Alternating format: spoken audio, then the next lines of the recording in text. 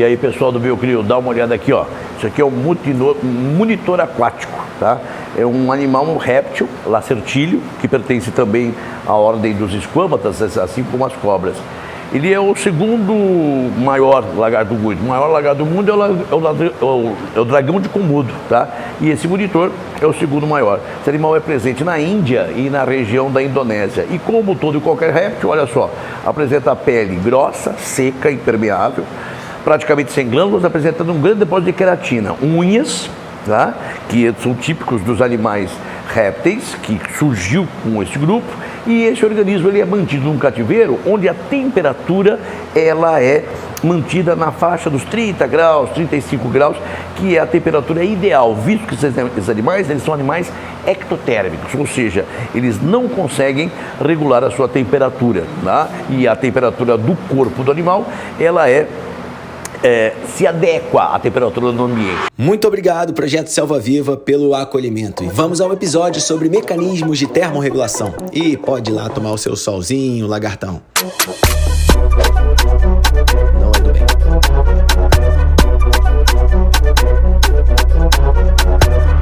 Nós vamos falar hoje um pouquinho para vocês sobre mecanismos de termorregulação entre os vertebrados. Aqui apresentam circulação dupla. Vamos considerar, sem dar nome aos bois aqui, tá? Dois corações. Então eu vou pegar primeiro de um organismo que eu vou chamar de organismo A. No coração desse organismo, observa-se o seguinte, sem nomes. Eu tenho aqui uma determinada cavidade que eu vou chamar de cavidade A1. Uma cavidade receptora de sangue. Aqui, desse outro lado, eu vou ter uma outra cavidade, também de recepção de sangue, que é a cavidade A2. E aqui na parte inferior, eu vou ter uma cavidade de envio de sangue para partes do corpo deste organismo, a qual eu vou chamar de cavidade B. Desta cavidade B, tá? O sangue que abandona essa região será ejetado por dois vasos, o vaso direito e o vaso esquerdo. Eu vou considerar, na parte superior aqui, hipoteticamente, que eu tenha um órgão respiratório. Então eu vou colocar simplesmente aqui, tá? Para você entender melhor, um pulmão. E aqui, na parte inferior desse esquema, eu vou colocar a presença de qualquer tecido sistêmico deste organismo que vá consumir o oxigênio. Então vamos pensar o seguinte, tá? Desses tecidos, durante o ciclo da respiração celular, é produzido o gás carbônico. Esse gás carbônico aumenta a taxa nas células e, obedecendo um gradiente de concentração, ele vai se difundir do seu local de maior pressão para o local de menor pressão, que é o sangue. Então o CO2 ele sai do tecido e esse CO2 que sai do tecido incorpora-se ao sangue. Então esse sangue que está abandonando esses vasos aqui, tá? Saindo por esses vasos, ele vai ser um sangue carbonato, tá? Que você vai denominar simplesmente de sangue venoso. O sangue venoso sai de todos os tecidos, se reúne a partir de capilares em vênulas, essas vênulas em veias, e essas veias se reúnem e vão formar um vaso que vai chegar com esse sangue venoso dentro da cavidade A1. Da cavidade A1, ela sofre uma contração e por meio de uma válvula, ela desce para a cavidade B. Só que simultaneamente a isso, proveniente das vias respiratórias do pulmão desse organismo, o oxigênio agora, ele vai entrar no sangue, obtendo oxigênio aqui no pulmão. E esse vaso capilar, ao receber o oxigênio, torna o sangue agora um sangue rico em O2. Portanto, um sangue do tipo arterial. Esse sangue arterial entra na cavidade A2. Da cavidade A2, esse sangue arterial desce para a cavidade B, ao mesmo tempo que ela está recebendo o sangue venoso. Portanto, no coração desse organismo, nessa cavidade B, ocorre uma mistura do sangue carbonado com o sangue oxigenado. E esse sangue misturado será ejetado por meio desses dois vasos. Esse vaso da direita levará o sangue retornando aos pulmões. E o que é eliminado do pulmão? É o gás carbônico que veio do tecido. O oxigênio ele é só incrementado. Então é liberado o CO2 e é incrementado mais o oxigênio. Desse outro vaso aqui, esse sangue misturado se encaminhará aos diversos tecidos desse organismo. O que o tecido absorve? O oxigênio. E o gás carbônico já existente no sangue é somente incrementado. Então, fazendo uma análise simples, quantos por cento de oxigênio que foi capturado nas veias respiratórias, que chega ao coração e chegará no tecido? 50%. Porque os outros 50% ele está retornando ao pulmão. Com isso, tá, o organismo ele recebe metade da quantidade de oxigênio, tá, que foi adquirido nos seus mecanismos de trocas gasosas. Esse oxigênio é utilizado no ciclo da respiração celular. Esse oxigênio ele vai oxidar moléculas de glicose e é liberado energia na forma de ATP. Essa energia é utilizada no crescimento do animal, é utilizada na locomoção, na digestão, na respiração, na excreção, na reprodução. Pronto, acabou. Não sobra energia química para nesses animais ser convertida em energia térmica.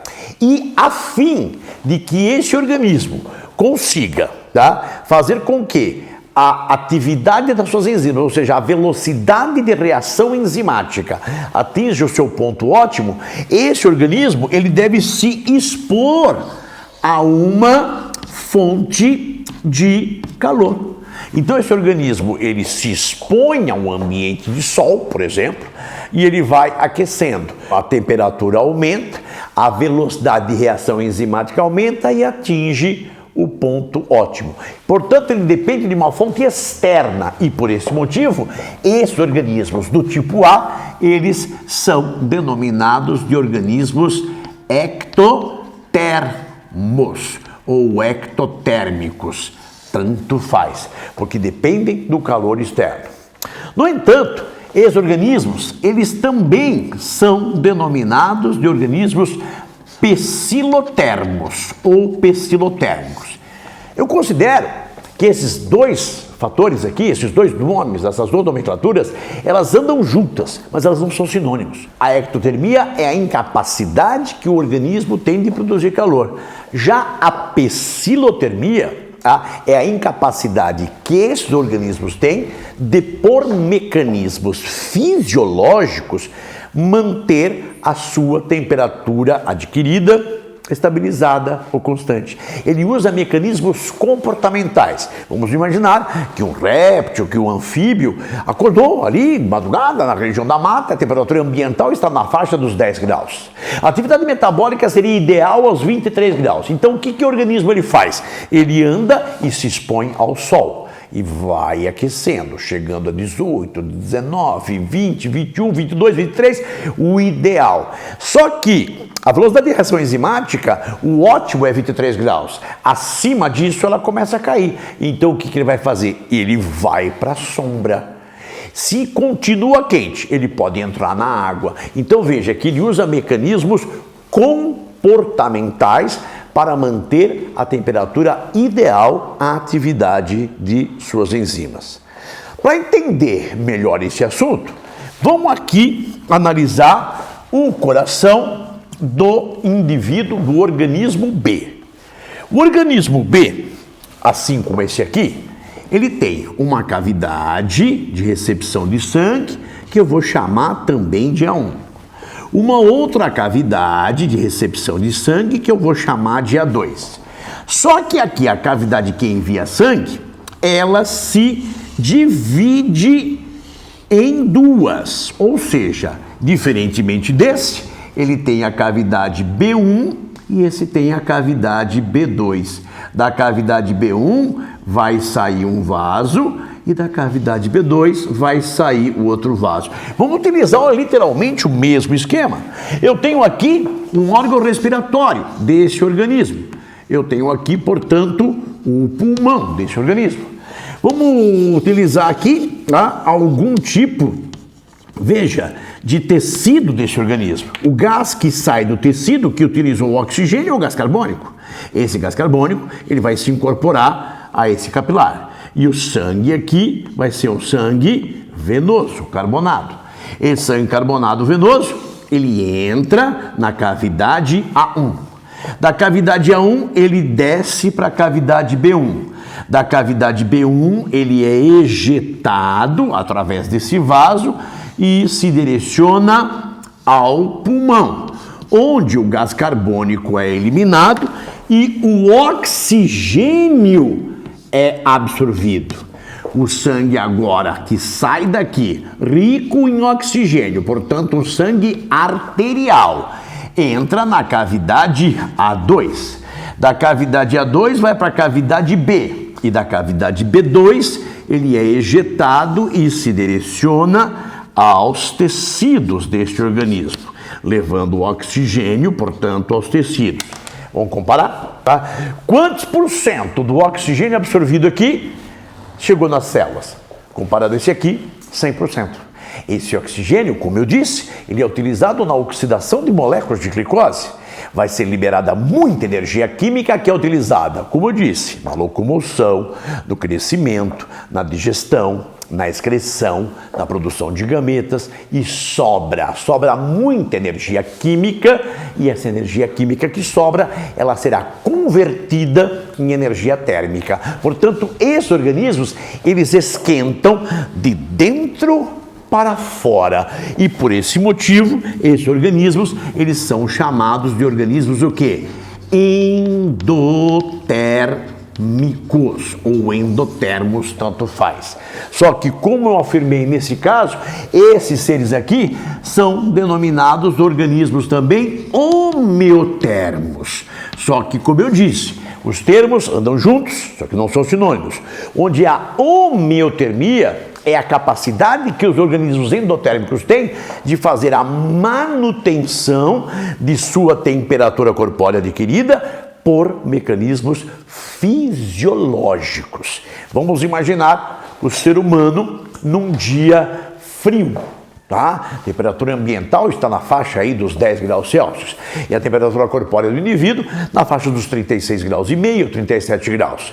A fim de manter a temperatura corpórea em 37 graus, você está irradiando calor. Então, para você não perder esse calor, você, por exemplo, arrepia. Tá? Quando os seus pelos levantam, o ar fica preso entre os pelos. O ar, ele é um mau condutor de calor e, consequentemente, o calor geral do seu corpo ele não escapa com facilidade. Um segundo mecanismo de termorregularidade é você apresentar uma vasoconstrição periférica. Quanto menor o volume circulante na pele, menor será a irradiação de calor. Você treme. O tremor é um músculo esquelético que é voluntário, movimentando-se de forma involuntária, no intuito de quê? De gerar mais calor, porque você está perdendo, então você tem que produzir constantemente. Já num dia muito quente, você usa uns mecanismos também dessa termorregularidade. Você apresentará vasodilatação periférica, suas bochechas ficam vermelhas, Quanto mais sangue circulante na pele, maior será a radiação de calor. Você também vai transpirar. A transpiração é um mecanismo de redução de temperatura. A água do suor, ele sai de nossas glândulas sudoríparas a 36, 37 graus. Só que a hora que essa água sai em contato com o ar, essa água resfria. E agora essa água fria vai roubando o calor do seu corpo. E desta forma, você, veja, por mecanismos fisiológicos, você consegue manter a sua temperatura corpórea praticamente constante na faixa dos 36 graus e meio, 37 graus. Uma maneira de você entender, talvez melhor isso, diz respeito ao mecanismo de homeotermia que alguns animais apresentam, como por exemplo a gaivota do Ártico, tá? O pinguim e algumas espécies de cetáceos, algumas espécies de baleias, tá? Dentadas, baleias odontocetes, que vivem em regiões muito frias, como por exemplo uma baleia denominada beluga.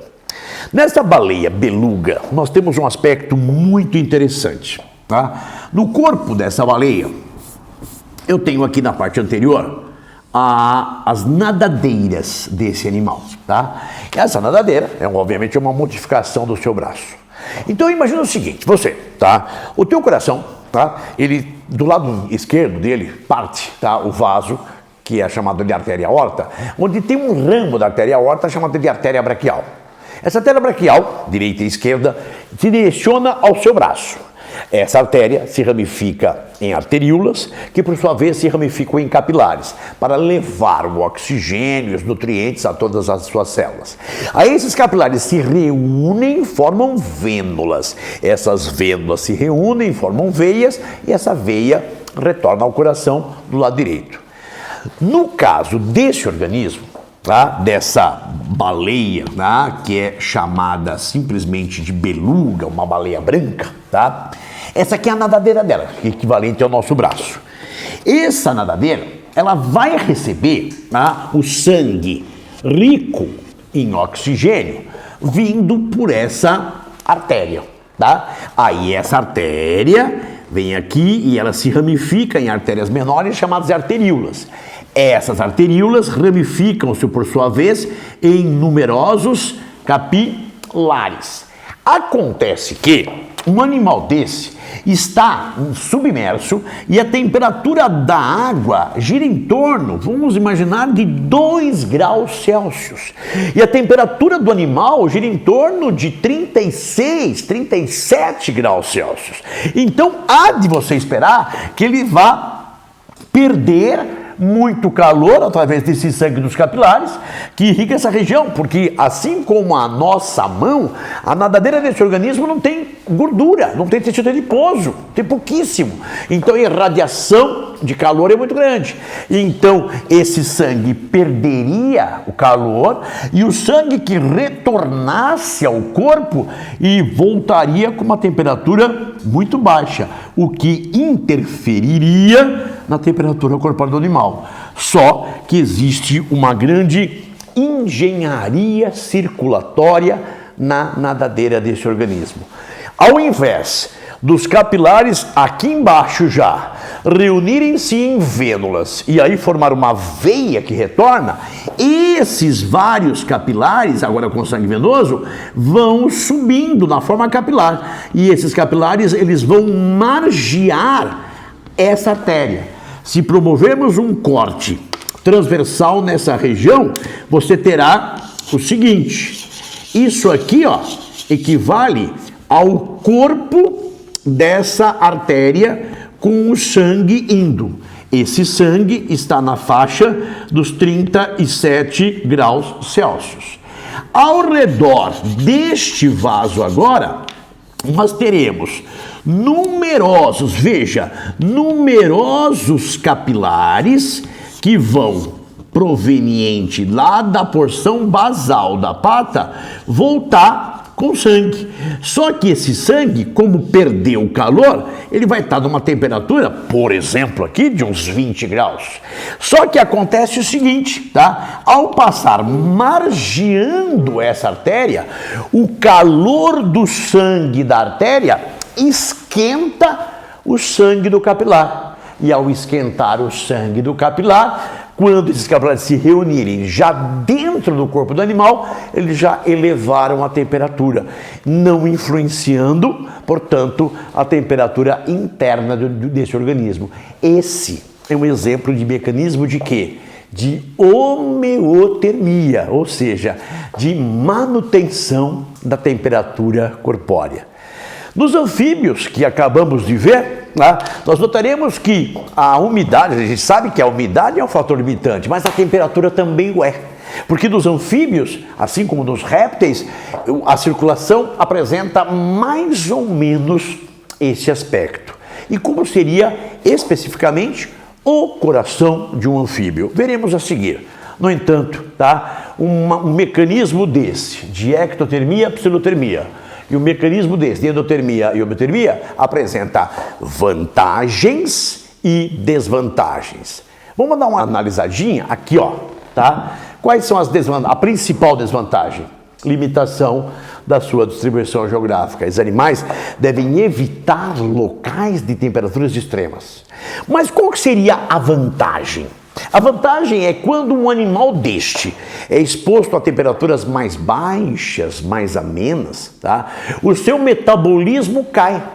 E, portanto, o consumo de oxigênio e o consumo de alimento desses organismos cai drasticamente. Então, em temperaturas baixas, essas espécies comem pouco, essas espécies consomem menos oxigênio. Existem casos de algumas espécies de répteis, mais especificamente tartarugas marinhas, que quando estão submersas, lá no fundo oceânico, durante o período noturno, camuflada entre as algas, entre as pedras, diminuem tanto o metabolismo que passam a apresentar um batimento cardíaco a cada 9 minutos. E o organismo, mesmo assim, consegue sobreviver. Agora, nesse caso, qual é a grande vantagem de ser endotérmico ou homeotermo? A grande vantagem é que o organismo pode viver em locais de temperaturas extremas, pode ocupar ambientes, habitats que essas espécies não conseguiriam, evitando, portanto, uma competição. Agora, tem desvantagem. Qual a desvantagem? A disponibilidade de oxigênio e de alimento tem que ser grande. Em temperaturas baixas, você, assim como eu, assim como qualquer mamífero e ave, necessita de maior consumo de alimento, enquanto e você também precisa de consumir mais oxigênio. À medida que a temperatura diminui, o consumo de alimento aumenta e o consumo de oxigênio também aumenta, porque você está perdendo calor, então você tem que gerar mais calor internamente, através de quê? De oxidação de glicose. A glicose vem da onde? Vem do carboidrato que você ingeriu. E o oxigênio vem do ciclo da sua respiração, no caso, pulmonar. Então, para cada um dos casos, existe um lado positivo e um lado negativo. Nos anfíbios, especificamente, como seria o aspecto do coração desse animal, é o que nós veremos a seguir. O coração dos anfíbios, ele é um coração que evoluiu a partir do coração dos peixes.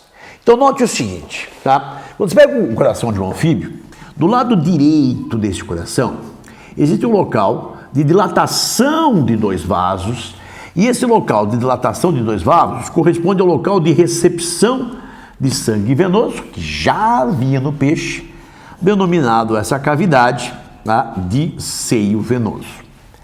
Aí existe a cavidade muscular, que vai receber o sangue do seio venoso, e essa cavidade corresponde à região do átrio. Portanto, esse aqui é o átrio direito. Do outro lado, eu tenho uma outra cavidade de recepção do outro tipo de sangue. E, portanto, essa cavidade corresponde ao átrio, e esse aqui será o átrio esquerdo. Aqui, obviamente, nós temos válvulas que evitam o refluxo sanguíneo, e aqui embaixo, nós temos, olha só, uma cavidade só, e essa cavidade corresponde à cavidade ventricular, ou seja, o ventrículo desse coração. Partindo da região do ventrículo, você tem aqui a presença de 2 vasos que partem, só que esses 2 vasos, eles apresentam, cada um deles, veja, 3 ramificações. uma ramificação para cima, uma para a região lateral e uma para a parte inferior. Este aqui também vai se apresentar desta forma. Esses vasos que partem do coração são, no caso, artérias. Então vamos considerar que aqui eu tenho a região, veja bem, a região da cabeça do sapo e dos seus membros anteriores, ligados à cintura escapular. Aqui eu terei a região, veja bem, do restante do corpo desse animal. Deste outro lado, você pode fazer um esquema identificando, veja bem, o pulmão desse bicho e desse outro lado você vai caracterizar o outro pulmão desse animal. Entretanto, nós vimos na aula inicial dos anfíbios que os anfíbios, além de apresentarem respiração pulmonar, apresentam também respiração bucofaringiana e a cutânea, que é extremamente importante. Então, de cada lado do corpo do animal, nós vamos colocar um pedaço de quê? Um pedaço de pele. Então, a pele posicionada dessa região e a pele posicionada nessa região. Vamos fazer um esquema simples para você entender, onde o que nós escrevermos com verde caracterizará o sangue carbonado, ou seja, o sangue venoso, e com azul, o sangue oxigenado, que é o sangue arterial. Então veja bem, tá? Partindo de todo o corpo do animal, você tem a chegada na região do seio venoso de um tipo de sangue rico em gás carbônico, que vai ser, no caso, o sangue venoso. O sangue venoso entra no seio venoso e cai na região do átrio direito. Simultaneamente a isso, vindo dos membros anteriores e, obviamente, da região da cabeça, eu tenho também a chegada, nesta porção, de sangue venoso. Então, esse sangue venoso entra no seio venoso, do seio venoso vai para o átrio, e do átrio, esse sangue venoso, ele vai cair na cavidade ventricular. Ao mesmo tempo que isso ocorre, proveniente das vias respiratórias, pulmão, pele, bucofaringe, o sangue arterial rico em oxigênio aqui, ó, sangue, veja, arterial, tá? Vai cair no átrio esquerdo. Proveniente do outro lado do corpo, o sangue arterial vem e entra na região do átrio esquerdo e se direciona à região do ventrículo. No ventrículo, note, os dois sangues se encontram, então haverá uma mistura de sangue arterial com sangue venoso. Essa mistura fará com que esse sangue, agora vermelho, misturado, tá? Ele saia por meio dessa artéria direita, ele sai por meio dessa artéria esquerda. Só que as duas artérias têm as três ramificações, tá? Ou seja, a artéria superior aqui, ó, esse ramo, vai levar o sangue para a cabeça. Esse ramo aqui, ó, vai levar o sangue misturado para pele e pulmões. Esse aqui, ó, para pele e pulmões. E o ramo inferior levará o sangue para o restante dos tecidos desse animal. Então note, tá, que circula pelo corpo desse animal uma mistura de sangue arterial com sangue venoso, caracterizando nesse organismo a ectotermia, pseudotermia. Do ponto de vista fisiológico, você deve dizer que nos anfíbios você tem um coração com quantas cavidades? 3. 2 átrios e um ventrículo. Então, do ponto de vista, olha só, do ponto de vista da fisiologia da circulação, esses animais apresentam, portanto, um coração que é um coração tricavitário. Quantos tipos de sangue chegam ao coração? 2. Arterial do lado esquerdo, venoso do lado direito. Isso caracteriza um tipo de circulação, olha só, dupla. E como nessa circulação dupla, como existe apenas um único ventrículo, os sangues se misturam, a circulação é dupla e, portanto, incompleta, pois sangues venoso e arterial misturam-se na região ventricular. Isso, portanto, caracteriza a circulação desse grupo animal. Espero que você tenha curtido todo o nosso trabalho feito com o grupo dos anfíbios. Até a próxima, quando veremos o grupo agora dos répteis. Até breve, gente. Tchau. E no próximo episódio vamos falar sobre os répteis.